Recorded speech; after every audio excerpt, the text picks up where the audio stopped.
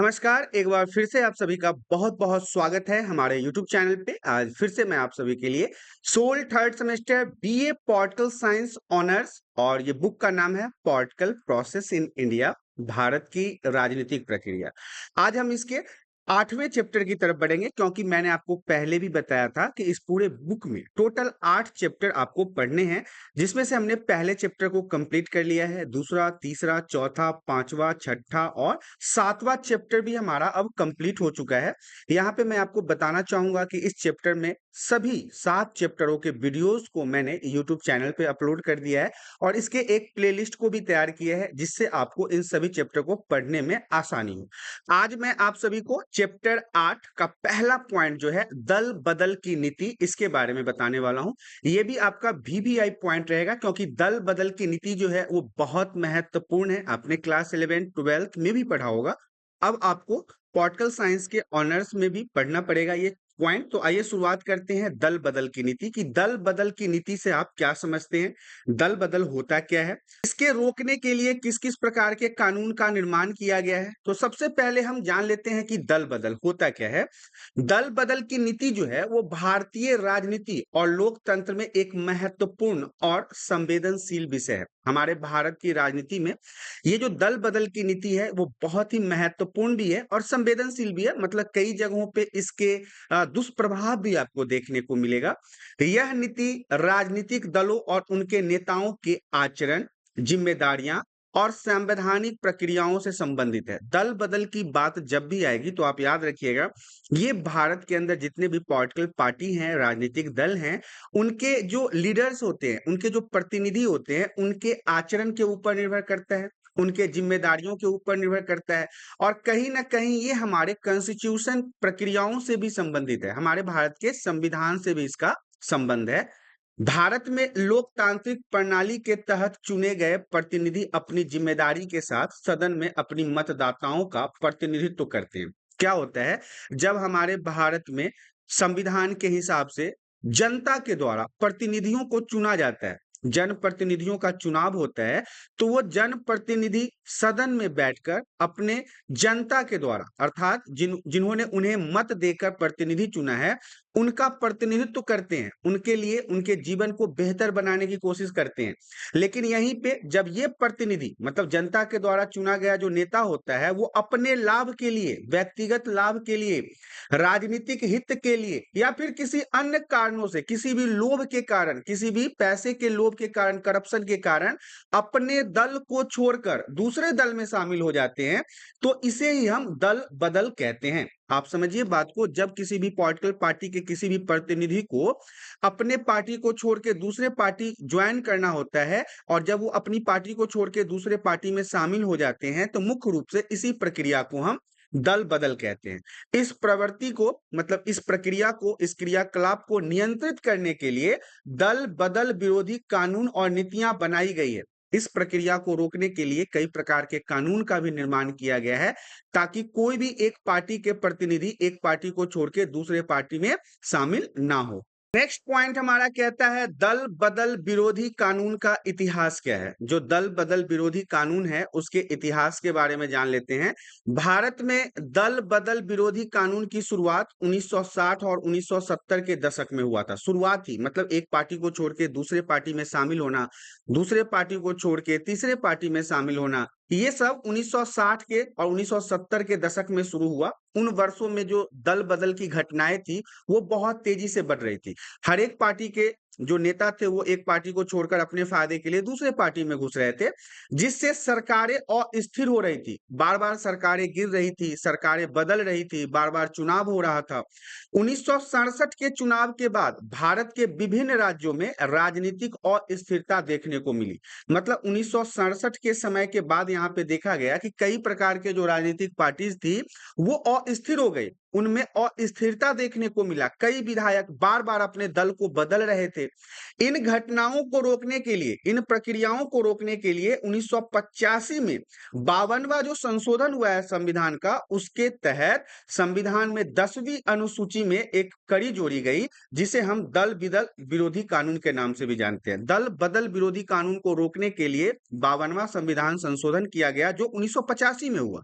इस कानून को बनाने का मुख्य जो तरीका है या फिर मुख्य जो प्रक्रिया है वो यही था कि जो विधायक या सांसद बार-बार अपने दलों को बदल के दूसरे पार्टी में घुस रहे थे, उनको रोका जाए और सरकार को अस्थिर होने से बचाया जाए, क्योंकि बार-बार इस प्रक्रिया के कारण सरकार का जो घटना था वो कई बार भंग हो रहा था, सदन भंग हो रहा था, राज्यसभा भंग हो रहा था, केंद्र सभा भंग हो रहा था और सरकारें जो थी वो उस समय अस्थिर हो रही थी।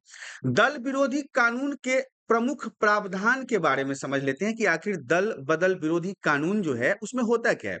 तो दल बदल विरोधी कानून के अंतर्गत, अर्थात दल बदल विरोधी कानून के अंदर यदि कोई सदस्य अपनी राजनीतिक पार्टी की स्वीकृति के बिना अन्य दल में शामिल होता है, अपनी पार्टी के खिलाफ मतदान करता है, तो उसकी सदस्यता समाप्त की जा सकती है। अब ध्यान से समझिए कि दल बदल विरोधी कानून में ये होता है कि जब भी कोई प्रतिनिधि अपने राजनीतिक पार्टी को छोड़ता है बिना राजनीतिक पार्टी के स्वीकृति के बिना और दूसरे दल में शामिल होता है, तो पार्टी उसकी सदस्यता को हटा देता है, चाहे वो विधायक हो या फिर सांसद हो, उसके पद से उसकी सदस्यता को समाप्त कर दिया जाता है। यह कानून लोकसभा, राज्य विधानसभाओं और पंचायतों के सदस्यों पर भी लागू होता है, चाहे वो मेंबर ऑफ पार्लियामेंट हो, अर्थात चाहे वो सांसद हो या फिर विधायक हो या फिर मुखिया, पंचायत समिति, जिला पार्षद, जो भी हो, उन सभी पर यह लागू होता है। इसके कुछ प्रमुख प्रावधान भी है जो निम्नलिखित है, मैं आपको बता देता हूं। पहला प्रावधान तो है स्वैच्छिक दल बदल, मतलब खुद की इच्छा से। यदि कोई स्वेच्छा से कोई भी सदस्य, चाहे वो एमपी हो या विधायक हो, अपनी इच्छा से अपनी पार्टी छोड़कर अन्य पार्टी में शामिल होता है, तो वह दल बदल का दोषी माना जाएगा। उसे दल बदल के कानून के तहत उसकी सदस्यता जो है वो समाप्त कर दी जाएगी। उसे सांसद के सीट से हटा दिया जाएगा, उसे विधायक के सीट से हटा दिया जाएगा। दूसरा पॉइंट हमारा यहाँ पे कहता है निर्देशों का उल्लंघन।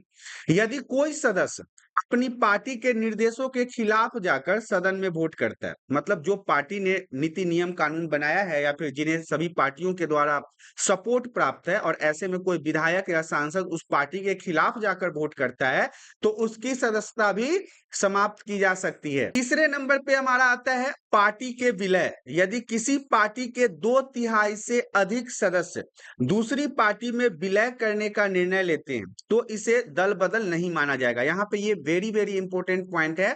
कोई भी पार्टी ऐसा है, राजनीतिक पार्टी या पॉलिटिकल पार्टी, जिसके 2/3 से अधिक सदस्य अगर दूसरी पार्टी में जा रहे हैं, तो इसे दल बदल नहीं माना जाएगा। इसे दल बदल विरोधी कानून से छूट दी जाएगी, उनकी सदस्यता भंग नहीं की जाएगी, ताकि लोकतांत्रिक प्रक्रिया का पालन सुनिश्चित किया जा सके और डेमोक्रेसी में जो कार्य हैं वो सही तरीके से चलाया जा सके। चौथे नंबर पॉइंट पे हमारा आता है स्वतंत्र सदस्यों का दल बदल। अब स्वतंत्र सदस्यों का दल बदल कहने का मतलब ये है, यदि कोई स्वतंत्र उम्मीदवार चुनाव जीतने के बाद किसी राजनीतिक पार्टी में शामिल होता है, कई बार आपने सुना होगा कि लोग निर्दलीय चुनाव लड़ते हैं, किसी भी पार्टी का सहारा नहीं लेते हैं, तो ऐसे उम्मीदवार अगर किसी राजनीतिक पार्टी में शामिल होते हैं, तो उसे भी दल बदल के दोषी मानकर उनकी सदस्यता समाप्त की जा सकती है, उनके सदस्यता को निलंबित, खत्म किया जा सकता है। नेक्स्ट पॉइंट हमारा कहता है दल बदल विरोधी कानून की आवश्यकता क्यों है। तो देखिए, भारत जैसे लोकतांत्रिक देश में जहां राजनीति का बहुत महत्वपूर्ण स्थान है, हमारा भारत जो है वो संवैधानिक देश है, डेमोक्रेटिकल कंट्री है, लोकतांत्रिक देश है, इसीलिए यहाँ पे पॉलिटिक्स का बहुत बड़ा योगदान माना जाता है। यहाँ दल बदल का प्रभावी नियंत्रण आवश्यक है, दल बदल को रोकना बहुत जरूरी है। दल बदल करने से जनप्रतिनिधि अपने पार्टी के नीतियों अर्थात नियमों और सिद्धांत अर्थात प्रिंसिपल से अलग हो जाते हैं। उन्होंने जो वादा किया है जनता को, उनको पूरा करना उनकी जिम्मेदारी है। ऐसे में भी कोई जनप्रतिनिधि अगर अपनी पार्टी को छोड़ देता है, तो वो उनके सिद्धांतों के विपरीत हो जाता है, जिससे उनकी प्रतिबद्धता पर सवाल उठता है। दल बदल करने वाले सदस्य आमतौर पर अपने व्यक्तिगत लाभ के लिए पार्टी बदलते हैं। वो अपने खुद के लाभ के लिए, पैसों के लोभ के कारण, करप्शन ज्यादा करने के कारण ही वो पार्टियों का बदलाव करते हैं, जिससे लोकतंत्र की पवित्रता प्रभावित होती है। लोकतंत्र पर लोगों का विश्वास कम होता है। लोकतंत्र ऐसे में भंग होने की संभावना हो जाती है।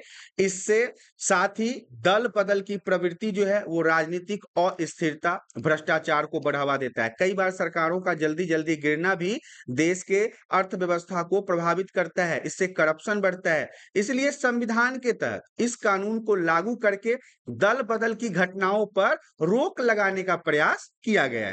नेक्स्ट पॉइंट हमारा कहता है दल बदल विरोधी कानून के क्या लाभ हैं। अगर ये जो कानून बना है दल बदल विरोध के कारण, कि जिसमें लोग जो हैं एक दल को अगर छोड़ के दूसरे दल में जाते हैं तो उनकी सदस्यता को भंग कर दिया जाता है, तो इसके लाभ क्या है? तो इसका लाभ पहले नंबर पे तो आप जान लीजिए कि राजनीतिक स्थिरता। यह कानून सरकारों और विधानसभाओं में राजनीतिक स्थिरता बनाए रखने में सहायक होता है। मतलब कि पॉलिटिक्स के अंदर राजनीतिक पार्टियों के सरकार को स्थिर तरीके से रखने और उनको सुचारू रूप से काम करने में मददगार होता है। सरकार अपने कार्यकाल को सुचारू रूप से पूरा करती है। 5 वर्ष का जो उनका कार्यकाल होता है वो उनको सही तरीके से पूरा करते हैं और शासन का कार्य निरंतरता से चलता रहता है। पहला तो ये था। दूसरे नंबर पे है जवाबदेही और पारदर्शिता। जनप्रतिनिधि जो होते हैं वो दल बदल विरोधी कानून के तहत अपने कार्यों के प्रति अधिक जिम्मेदार और जवाबदेह होते हैं।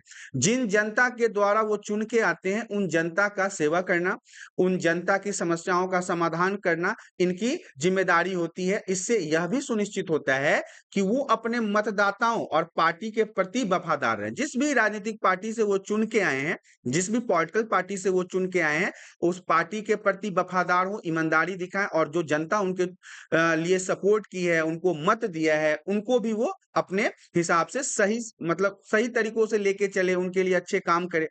तीसरे नंबर पे आता है हमारा लोकतंत्र की सुरक्षा। डेमोक्रेसी की भी सुरक्षा होती है इससे। जो दल बदल विरोधी कानून है इससे हमारा डेमोक्रेसी के ऊपर काफी लोगों का विश्वास बढ़ जाता है। यह कानून जो है वो लोकतांत्रिक मूल्यों को संरक्षित करने में सहायक है। डेमोक्रेसी के मूल्यों को सहायता प्रदान करता है उसे संरक्षित करने में।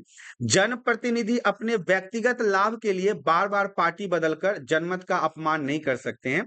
मतलब जनता जो उनको चुन के राज्यसभा या विधानसभा में भेजती है उसमें वो बार बार पार्टी के बदल बदल के उनका अपमान नहीं कर सकते। नेक्स्ट पॉइंट हमारा कहता है दल बदल विरोधी कानून की सीमाएं क्या हैं और इसकी चुनौतियां क्या हैं। तो देखिए, हालांकि दल बदल विरोधी कानून जो है वो लोकतंत्र को सुरक्षित रखने के लिए एक महत्वपूर्ण कदम तो है, लेकिन इसमें कुछ सीमाएं भी हैं, कुछ इसमें बंदिशें भी हैं और चुनौतियां भी हैं। स्पीकर की भूमिका उसमें नंबर 1 पे आता है। दल बदल के मामलों में स्पीकर जो होते हैं, जो जिन्हें हम अध्यक्ष भी कहते हैं, उनका निर्णय अंतिम होता है। अंतरिम निर्णय जो होता है वो स्पीकर का ही होता है। लेकिन कई बार यह देखा गया है कि स्पीकर अपनी पार्टी के हित में ही निर्णय लेते हैं। जिस पार्टी का सरकार होता है उसी के हित में वो निर्णय लेते हैं, जिससे निष्पक्षता पर सवाल उठने लगता है। इसके अलावा अदालती विवाद है। स्पीकर के निर्णय के खिलाफ अदालत में अपील भी किया जा सकता है, जिससे दल बदल के मामले लंबे समय तक चल सकते हैं। यह राजनीतिक अस्थिरता का कारण बन सकता है। तो यहाँ पे मुख्य रूप से आपको ध्यान रखना है कि स्पीकर की भूमिका जो होती है वो महत्वपूर्ण होती है। साथ ही साथ पार्टी विलय की छूट होती है। दल बदल विरोधी कानून के तहत यदि किसी पार्टी के 2/3 से अधिक सदस्य जो हो वो दूसरी पार्टी में विलय करने का अगर निर्णय ले लें तो उन्हें दल बदल नहीं माना जाता। ये हमने पहले भी बात किया था। इस प्रावधान का दुरुपयोग करके पार्टियां दल बदल करने से बच सकती है। अब मान लो 2/3 से अधिक व्यक्ति अगर किसी पार्टी को छोड़ के दूसरे पार्टी में चला जाए तो उसको तो इस कानून से कोई फर्क भी नहीं पड़ेगा, उसकी सदस्यता भी बनी रहेगी और यहाँ पे इसका दुरुपयोग करके पार्टी दल बदल हो भी सकता है। इसके अलावा सिद्धांतों की उपेक्षा है। प्रिंसिपल के ऊपर कई बार सवाल सवाल उठने लगता है। कई बार जनप्रतिनिधि सिर्फ सत्ता में बने रहने के लिए दल बदल करते हैं, जिसकी सरकार होती है उसी में वो घुस जाते हैं, जिससे उनकी विश्वसनीयता और पार्टी की नीतियों का उल्लंघन होता है, क्योंकि हर एक पार्टी का अपना अलग अलग नियम है। कांग्रेस का अलग नियम है, बीजेपी का अलग नियम है। तो इससे अगर कोई प्रतिनिधि बार बार एक पार्टी को छोड़ के दूसरे पार्टी में जाती है तो पार्टी के नीति नियम का उल्लंघन होता है। इस स्थिति में दल बदल विरोधी कानून भी उन्हें रोकने में पूरी तरह सक्षम नहीं होता है, क्योंकि जिस पार्टी की सरकार होती है वो उसी में चले जाते हैं। तो यही बात हो गया, जिसकी लाठी उसकी भैंस। तो यहाँ पे उनको कई बार विश्वसनीयता पे सवाल उठने लगता है। कई लोग अपने फायदे के लिए पार्टी भी बदलते रहते हैं। नेक्स्ट पॉइंट हमारा कहता है दल बदल विरोधी नीति में सुधार की आवश्यकता है। जो कानून हमारा बनाया गया है दल बदल को रोकने के लिए, इसमें कुछ सुधार की आवश्यकता है। अब वो सुधार क्या क्या है? तो पहला सुधार तो है स्वतंत्र न्यायिक निकाय, ये पहले नंबर पे आएगा।